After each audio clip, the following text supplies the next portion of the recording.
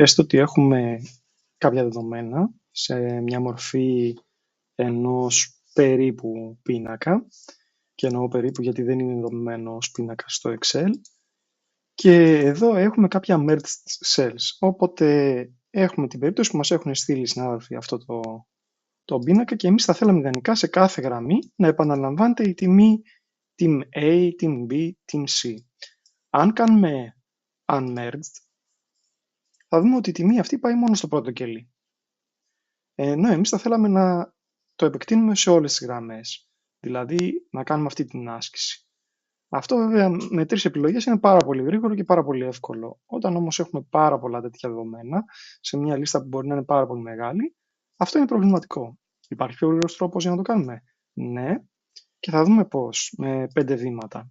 Οπότε, ο τρόπος είναι ως εξής. Επιλέγουμε τα merge cell, μετά θα κάνουμε unmerge, θα επιλέξουμε τα blanks, θα βάλουμε μια φόρμουλα για να κάνουμε το mass fill και θα κάνουμε clear τις φόρμουλες, θα τα κάνουμε paste as values. Οπότε, πάμε να δούμε πώς γίνεται αυτό. Η πρώτη συντόμευση είναι να πάμε στο Merge and Center και κλικάροντας πρακτικά τα κάνει unmerge. Και τώρα, έχοντας κάνει unmerge, το selection είναι ακριβώς η περιοχή που θέλουμε να δράσουμε, συν τα λευκά κελιά, τα blanks. Οπότε εδώ, με Ctrl G, πάμε Go to και πατάμε Special και διαλέγουμε blanks. Άρα, από το selection μας, θα επιλέξει μόνο τα blanks, τα κενά κελιά. OK. Και τώρα τι θα θέλαμε? Θα θέλαμε κάθε κελί να διαβάσει την από πάνω τιμή και να την επαναλάβει. Άρα, πώς θα το κάνουμε αυτό? Θα βάλουμε ένα ίσον και θα πατήσουμε το βελάκι πάνω για να κάνει το selection ακριβώς από πάνω. Αν θα πατήσω Enter τώρα, θα το κάνει μόνο για το πρώτο κελί. Ενώ εμείς θέλουμε να το κάνουμε για όλα τα selected κελιά. Για να κάνουμε την ίδια φόρμουλα δυναμικά και για όλα τα κελιά, μπορούμε να πατήσουμε Ctrl Enter.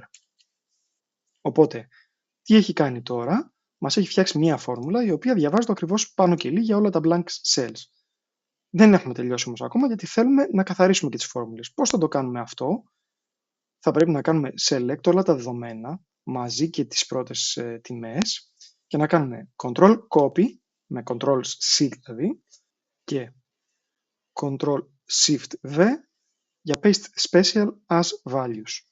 Οπότε τώρα οι τιμές είναι καθαρές και έχουν φύγει οι φόρμουλες. Τώρα αυτή τη λίστα μπορούμε να τη φορτώσουμε σε ένα pivot και να κάνουμε ό,τι άλλη άσκηση θέλουμε να κάνουμε.